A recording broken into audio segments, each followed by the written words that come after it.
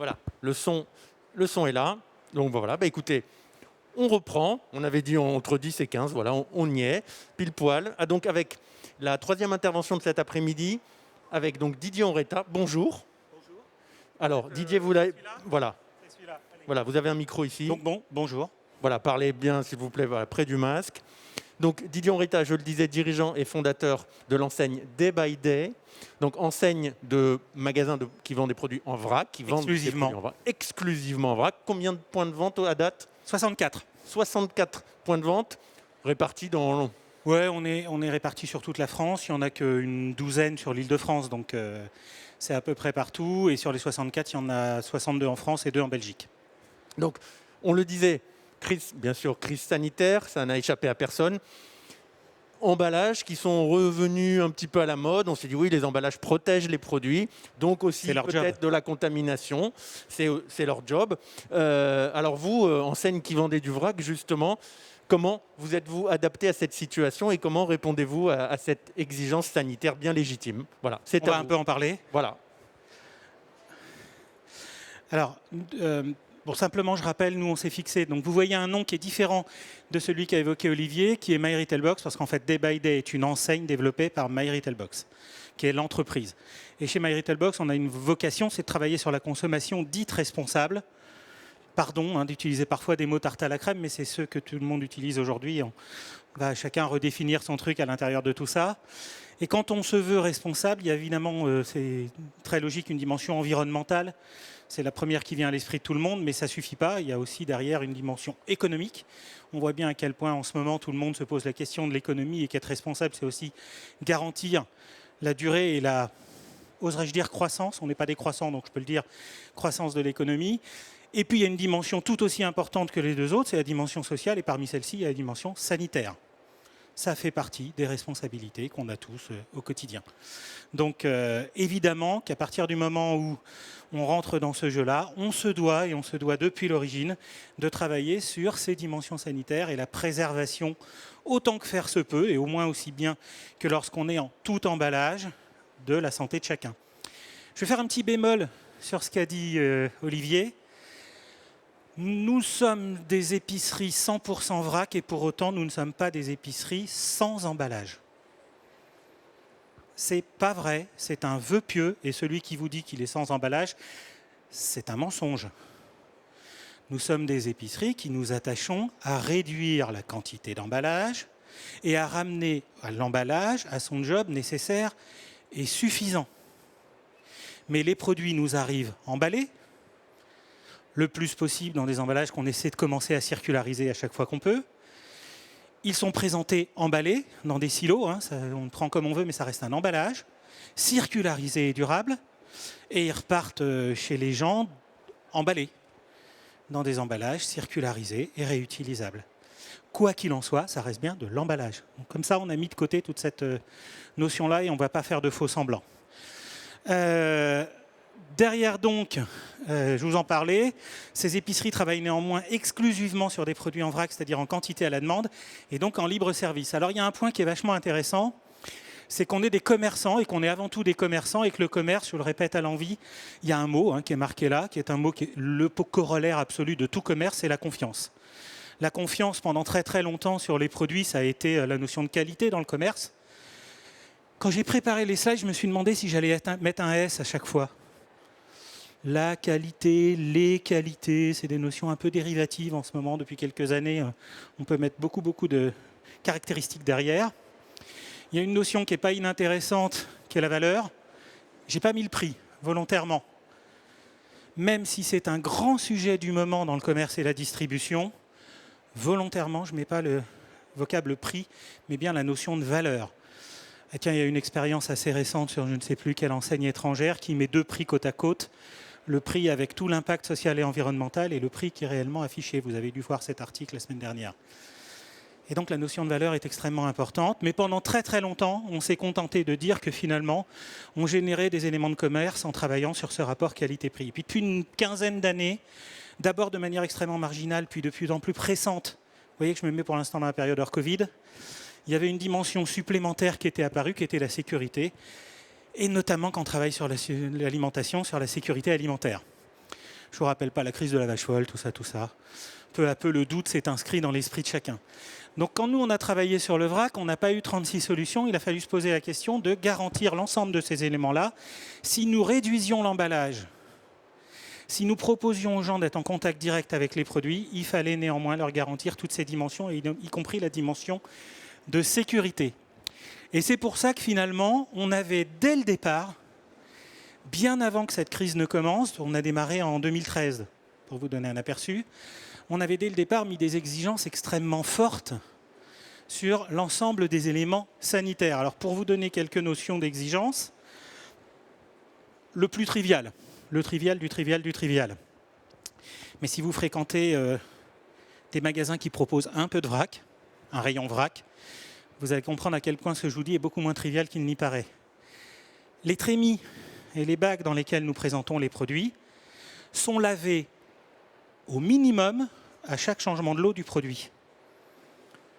Ça va vous paraître basique, hein, que de faire ça. Mais dans la pratique du vrac, ce n'est pas courant. Quand vous êtes sur des magasins qui ont un rayon vrac, les trémies et les bacs sont en général lavés. Bon, allez, pour les plus sympas, Emmanuel, une fois par an pour les plus sérieux, hein, puis tous les 8 ans pour les moins sérieux. Ah oui, donc on ne risquait pas de créer de la confiance avec ces phénomènes-là. Nous, on a travaillé dès le départ sur un sujet où on dit on lave au minimum à chaque changement de l'eau. Et pour les franciliens, on a même monté une usine de lavage. On a quelques sujets communs où c'est lavé à chaque fois que c'est vide, changement de l'eau ou pas. Laver et désinfecter à chaque fois que c'est vide. Ben ça, quand vous l'avez installé et que vous l'avez mis dans l'esprit de vos clients, que vous l'avez montré, on a filmé nos usines de lavage, que vous l'avez déployé auprès de tout le monde, vous créez un capital confiance dans la dimension sanitaire préalable. Puis en magasin, il y a évidemment des pratiques qui ont été installées depuis très très très longtemps. Les pratiques de désinfection. Rentrer dans une épicerie de quartier ou dans une petite supérette de quartier, je ne crois pas que tous les supports soient désinfectés tous les jours. Ben, les poignées des bacs dans nos magasins, elles sont historiquement désinfectées une fois par jour. Les pelles, les pinces, tout ce qu'il y a, c'est au minimum lavé une fois par jour. Ça, c'est le avant situation Covid. Et puis quand la situation est arrivée, quand le confinement est apparu, déjà les jours d'avant, on sentait tous, hein, on n'est pas des perdreaux de la veille les uns les autres là, donc on sentait tous que ça allait tourner vinaigre. Donc on avait commencé à renforcer un certain nombre de dispositifs. Alors on n'a pas lavé les bacs 3 fois quand ils étaient pleins, ça ne servait à rien. Par contre, on a renforcé la désinfection et on s'est mis à désinfecter tous les supports 4 fois par jour. Imaginez le taux de main-d'œuvre qui était vachement plus élevé. Et puis, on s'est mis à désinfecter en même temps, donc autour du 10 mars, tous les pads de TPE après chaque client, puis toutes les balances après chaque client. Et peu à peu, on a mis en place un certain nombre de mesures que nos clients ont vues tout de suite. Ça a très très bien fonctionné. On verra quelques résultats. Et ça a permis de conduire vraiment un niveau de confiance élevé. Ce qui n'a pas été le cas, vous avez certainement lu un certain nombre de chiffres sur l'ensemble du marché, puisque quand on regarde les statistiques globales, Nielsen a fait une étude au mois de juin, on en verra un chiffre tout à l'heure, mais globalement, la moitié des gens qui déclaraient acheter du vrac une fois par mois a, pendant le confinement, arrêté. On reviendra sur ces raisons tout à l'heure. Mais globalement, si on regarde où est-ce qu'ils ont arrêté, ils ont arrêté dans les enseignes qui sont non spécialisées. On s'est tous adaptés d'une manière différente. Nous, dans les enseignes spécialisées, on est des tout petits magasins. Donc notre problématique fondamentale, elle n'était pas du tout sur le rapport packaging. On n'a pas eu de questionnement là-dessus, de la part d'aucun de nos clients. Sur le packaging, sur l'hygiène du service, sur ces éléments-là, on n'a eu aucun questionnement. Pourquoi ? Parce qu'on avait mis en place tout ce que je vous ai expliqué avant, et on l'avait démontré. Donc partant de ce principe-là, il n'y a pas eu de frein. Ça, c'est un point intéressant parce que ça veut bien dire que les consommateurs, à partir du moment, les consommateurs, vous et moi, à partir du moment où on démontre les actions qui sont mises en place, on n'est pas irrationnel. On est capable de comprendre que ça marche, que ça suffit et que ça peut rassurer. En revanche, on a eu une problématique importante, c'était la surface de vente de nos établissements, puisque les magasins spécialisés vrac, aujourd'hui, ils sont encore tout petits, hein, un peu partout, on est entre 50 et 60 mètres carrés. Et je ne sais pas s'il y a des distributeurs parmi vous, mais si vous vous souvenez bien, au moment du confinement, on ne nous a pas donné de normes de surface. On nous a dit, il ne faut pas être côte à côte. La norme de surface, les fameux 4 mètres carrés, ils sont arrivés quand? Vous avez la date en tête? Le 3 mai. Ça a été publié le 3 mai, les 4 mètres carrés. Avant, il n'y avait pas de norme. Donc tous les distributeurs à peu près se sont dit, tiens, on va faire 10 mètres carrés par personne. 10 mètres carrés par personne, quand vous faites 50 mètres carrés, vous enlevez 2 collaborateurs, ça fait 3 clients. 3 clients qui font leurs courses en libre service, 25 minutes par client. Si vous les laissez rentrer, bah vous allez faire 22 clients dans la journée, quoi. C'est plié, vous pouvez fermer, ce n'est pas la peine d'ouvrir. Donc nous, on s'est adapté différemment. On a fermé les épiceries à l'accès client et on s'est mis à servir tout le monde. Donc on a embauché pendant le confinement. On a fait venir des bras, on a fait venir des gens pour travailler avec nous à l'intérieur et on a fait un maximum de services. Et puis dès qu'on a pu réouvrir, quand on a eu le 3 mai, cette fameuse norme des 4 mètres carrés, on a pu réouvrir l'accès à l'ensemble des visiteurs et des clients, ben là on a mis tout de suite en place, encore une fois, des normes de protection dont la plupart sont encore en vigueur. Aujourd'hui, c'est-à-dire qu'on n'a pas reculé. Pendant très très longtemps, il a été incertain sur la logique de port du masque. Nous, les tout petits comme d'autres, on a gardé le port du masque obligatoire et la désinfection systématique des mains. Et alors, je suis en train de m'interroger là, je ne sais pas très bien si on le fera ou pas, mais quand même, je pense que la désinfection des mains, on va le garder longtemps. Très très très longtemps. Parce qu'en complément de ce que j'ai dit tout à l'heure sur la désinfection de nos supports, qu'on fait tout le temps évidemment, qu'on va garder 4 fois par jour, ça va devenir la norme définitive. Quand on a de la manipulation, si tout le monde pouvait se désinfecter les mains avant, ça serait pas mal quand même. Durablement. Et que ça soit chez nous ou au marché. Partout. Partout où on manipule. Et j'oserais dire que ça pourrait être vrai sur les packaging aussi, quand c'est du préemballé. Ça ne serait pas totalement stupide. Et puis parallèlement à ça, on avait mis en place les différentes mesures que vous connaissez. Et un point supplémentaire qui a évolué depuis, c'est que les premières semaines, nous désinfections systématiquement tous les contenants des clients. Vous savez, quand vous êtes dans un magasin vrac, vous venez, si vous voulez, avec vos propres contenants. Donc on avait besoin d'être sûr que ces contenants, dans les surfaces de contact, ne soient pas contaminants. Maintenant, on a tous en tête le fait que sur les 25 millions de personnes contaminées au monde, pour l'instant, il n'y a pas une étude qui démontre un cas de contamination par contact de paquets, de courses ou autre. Il n'y en a pas une pour l'instant. Ça peut changer, mais à date, il n'y en a pas. Donc on est un peu rassuré, ce qui fait qu'on n'est plus dans cette pratique. Mais sur les premières semaines, on n'avait pas de chiffres.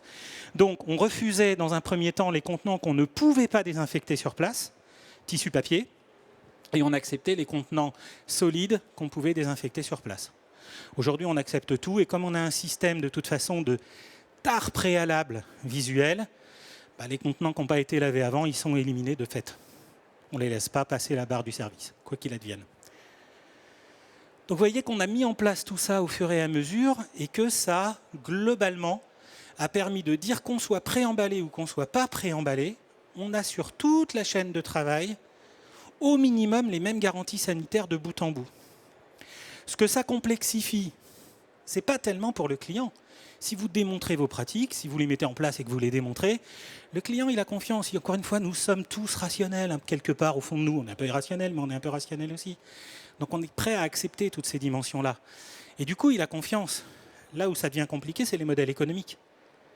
Parce que tout ça, c'est des bras, tout ça, c'est du coût additionnel sur des PGC dont vous savez qu'il n'y a pas la place si vous voulez rester compétitif, pour ajouter sans arrêt des coûts, des charges, etc.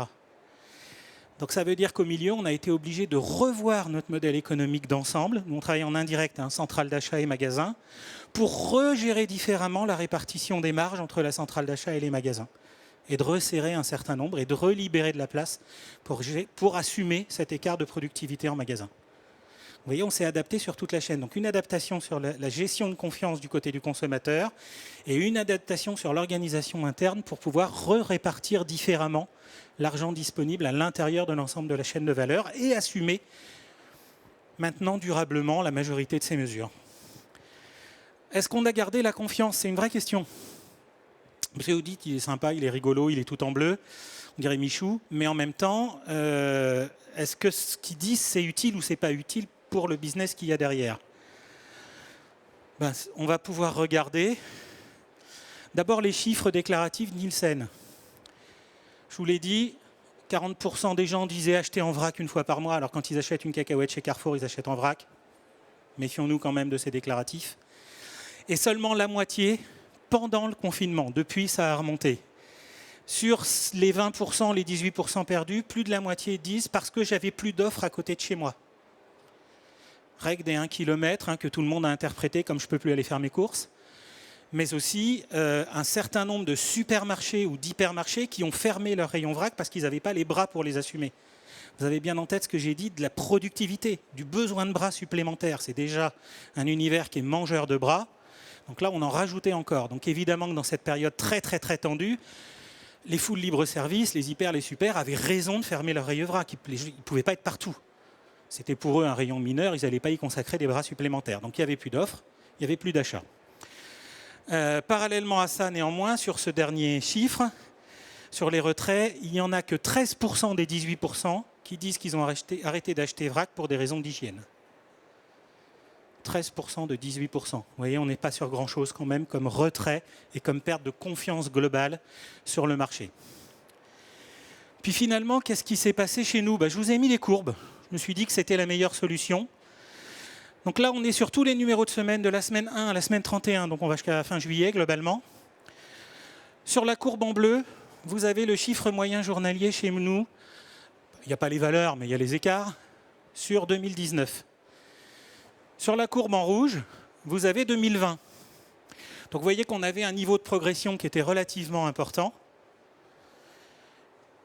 Là, on est sur la période pile du confinement. Évidemment, semaine pré-confinement, tout le monde fait des stocks de malades mentales. Semaine du confinement, plus personne sort de chez lui. Et puis les choses commencent à rentrer dans l'ordre derrière. Et vous voyez qu'on a récupéré dès aujourd'hui 80% de la croissance. Je ne parle pas de régression. On a récupéré 80% de la croissance qu'on avait avant. Donc on n'a pas perdu une once de confiance sur cette logique du vrac. Ça veut dire quoi, de mon point de vue? Encore une fois, ça ne sont toujours que des points de vue basés sur quelques constats. Je crois que les aspirations qui étaient en œuvre avant toute cette période, et notamment les aspirations d'évolution sociétale, individuelle ou collective, peu importe, elles n'ont pas pris un coup de pied du tout. Certaines ont été mises en pause par manque de disponibilité de l'offre, certaines ont été mises en pause par manque de clarté dans l'information, certaines ont été mises en pause probablement aussi parce qu'il y a des doutes qui se sont installés plutôt dans la sphère médiatique. Plutôt. Mais quand on regarde la réalité des chiffres sur le terrain, à partir du moment où on sait, à partir du moment où on a de l'information, où on a une information juste et complète, on reprend les habitudes précédentes et on retrouve les courbes des aspirations et des croissances qui vont avec.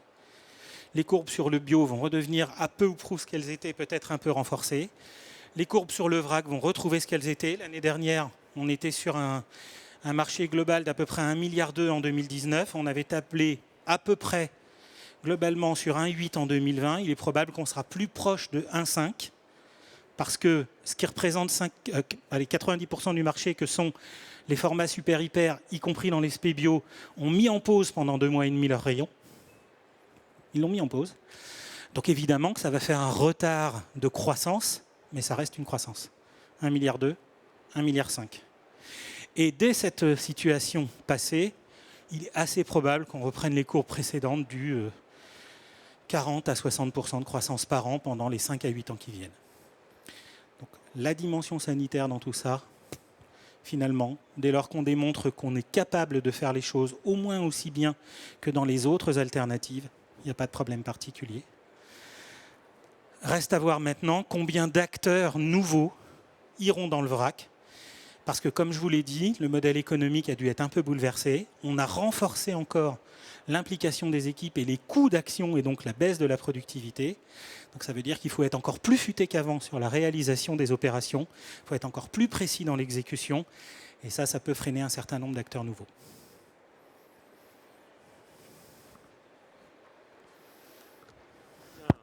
Voilà. Ben, merci beaucoup J'en prie. Didier Onreta pour cette démonstration très... Ah oui, on reste à distance, pardon. Pour cette On peut danser si vous démonstration voulez. Hein. très convaincante. On peut déjà l'applaudir. Donc vous l'avez dit, en fait, le vrac, s'il y a eu un recul des ventes, c'est pas du tout pour des raisons sanitaires, de crainte sanitaire. C'était soit parce qu'il n'y avait plus d'offres dans un rayon de 1 km quand il y avait la loi du kilomètre, si j'ose dire, le fameux dernier kilomètre qui a été pénalisant. Ou bien parce que, effectivement, comme vous l'avez dit, il y a eu des fermetures de rayons. Et par exemple, vous avez pris cette décision, chez Day by Day, donc, de servir et de stopper le libre service. On est devenu mode marché. On s'est mis en mode marché. Raisons d'espace, parce que tout le monde ne pouvait pas entrer dans le magasin, voilà, pour les raisons de distanciation et de mètres carrés. Et donc pris la décision, de servir vous les consommateurs. C'était compliqué. Alors vous avez dû embaucher. C'est très compliqué. Vous faites du service sur mesure sur un produit qui n'a pas la place en marge pour le faire. Alors techniquement, c'est pas compliqué, hein. Prendre une pelle et servir, c'est pas bien compliqué. Une balance à côté, tout va bien. Mais le coût que ça génère, qui dans les PGC n'est pas prévu. Dans les fruits et légumes, c'est déjà limite aujourd'hui. Si vous faites de la boucherie à la découpe ou de la crèmerie à la découpe, c'est prévu dans les marges. Dans nos métiers, c'est pas prévu. Or, vous ne pouvez pas vous permettre du jour au lendemain de passer vos pâtes de 1,10 € à 1,80 € parce que vous faites du service 300 grammes par 300 grammes. C'était un investissement que vous avez consenti pour ne pas perdre les clients. C'est un investissement pour tenir le marché pendant cette durée. Néanmoins, est-ce que ça vous a amené à des réflexions justement sur la vente assistée, en vous disant finalement, bon, ok, ça coûte plus cher, mais est-ce qu'il n'y a pas quelque chose, une leçon à retenir? Peut-être que sur certains produits, c'est pas si mal que ça, quitte à ajuster le prix éventuellement, mais que finalement, c'est peut-être utile aussi. Je ne sais pas, c'est une question que je vous pose. Je pense qu'il y a probablement un bout de marché qui est fait pour ça, mais ce qui a toujours existé, ça s'appelle une épicerie fine. Finalement, c'est leur job, ça a toujours existé. Voilà. Et on voit que le marché de l'épicerie fine urbaine est quand même un peu tendu. Hein, ça n'a pas été si simple. Sur Internet, c'est très bien, mais urbaine, c'est un peu tendu. Parce que quoi qu'il advienne, il y a un moment donné, il faut payer les gens. Oui, non, c'est sûr. Et c'est très bien, ça fait du boulot. Mais la vraie question, c'est qui paye? Qui paye? Moi, expliquer à la petite mamie de l'immeuble du dessus que ces lentilles, elles vont passer de 2,60 € à 7 € le kilo parce qu'on l'a servi, je ne sais pas faire. Je ne sais pas faire. Donc probablement qu'il y a un bout de demande, mais pardon pour tous les marketeurs, la demande, je m'en fous. Parce que s'il n'y a pas de modèle, il n'y a pas de demande. Et à date, sur cette typologie de produit, il n'y a pas de modèle. D'accord. Sur l'épicerie sèche, en tout cas, sans doute qu'il n'y a pas de modèle, mais peut-être sur des produits... Alors après, si on va sur du produit d'exception, évidemment, le produit d'exception saura toujours payer le service. Et sur des produits DPH, éventuellement? Non, parce que sur le DPH, alors ça dépend de quoi on parle. Si on parle de droguerie, on met de côté. Si on parle d'hygiène, on met de côté. Ah bon? Ouais, quand on commence par contre à parler parf, oui. Là, c'est plus tout à fait le même prix. Dans les enseignes dites sélectives. Voilà. Quand on est sur des produits qui oscillent entre 130 et 450 € le kilo, c'est envisageable. Quand bien même elle serait margée à 22, on peut s'amuser à faire des choses. Ok. Bon. Merci pour cette réponse. Alors, vous l'avez dit, hein, j'ai été un peu rapide tout à l'heure en disant qu'il n'y avait pas d'emballage dans l'enseigne de By Day. Oui, ça donnait l'occasion de le dire. Emballé du début à la fin. Voilà. C'est juste une vision différente de l'emballage. Ce ne sont pas les mêmes emballages que dans les produits. Oui, puis au passage, en permettant à nos clients de venir avec leur propre contenant et de réutiliser. Aujourd'hui, c'est à peu près 40% des produits chez nous qui sont vendus dans des contenants que les clients réutilisent sans arrêt. Que les clients rapportent. Donc c'est beaucoup, hein, 40%. Et donc 60%, c'est des emballages que vous fournissez. Ouais, c'est le sachet papier. Voilà. Ou bien du bocal qu'on fournit gratuitement, puis qui revient, etc., ce qui revient au même. On a réussi à réduire la masse d'emballage mise sur le marché d'à peu près 72%. C'est significatif. C'est significatif quand même. Hein. Okay. C'est pas neutre, même si l'emballage utile est là. Même s'il en reste quand même. Un peu incompressible là pour le coup. Utile. Et utile, bien sûr. Avez-vous quelques questions pour Didier Onreta sur cette intervention? Donc là, on était encore sur la question des emballages, bien sûr, et sur ce rapport, l'analyse sanitaire, et l'emballage a son rôle à jouer, mais voilà.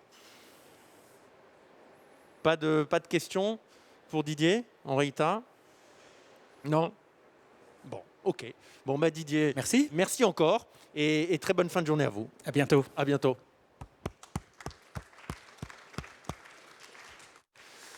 Alors, c'était la 4e intervention de l'après-midi. Et donc,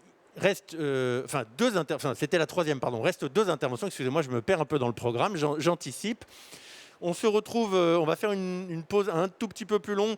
On se retrouve vers 16 heures, peut-être un tout petit peu avant si on est déjà tous dans la salle, pour un échange, une petite table ronde. Je vais avoir un échange avec Gilles Tisserand, qui est le directeur marketing France et Benelux de Tetra Pak, et avec Philippe Michon de la société Alternative Plastique, qui est le dirigeant fondateur d'Alternative Plastique et d'une autre société d'ailleurs qui s'appelle Eranova. Et avec eux, on va parler de la plastiphobie, donc des plastiques subis et des alternatives possibles, parce qu'il en existe heureusement au plastique. Alors bien sûr, Tetra Pak, vous connaissez les briques carton, donc les fibres végétales, donc le carton alternatif au plastique, oui, dans certains cas, pas toujours, pas complètement, on va en parler. Et puis, des plastiques d'origine bien sûr biosourcée, ça c'est plutôt le terrain d'alternatives plastiques, et même, oui, je ne me trompe pas, des plastiques fossiles, d'origine fossile, donc pétrole, mais néanmoins biodégradable. Donc voilà, ça, oui, c'est bien ce que j'ai dit. J'insiste, je confirme. Et donc, on va parler de tout ça tout à l'heure avec ces 2 intervenants. Voilà, donc rendez-vous dans 20 minutes, un peu moins de 20 minutes, ici pour enchaîner. À tout à l'heure.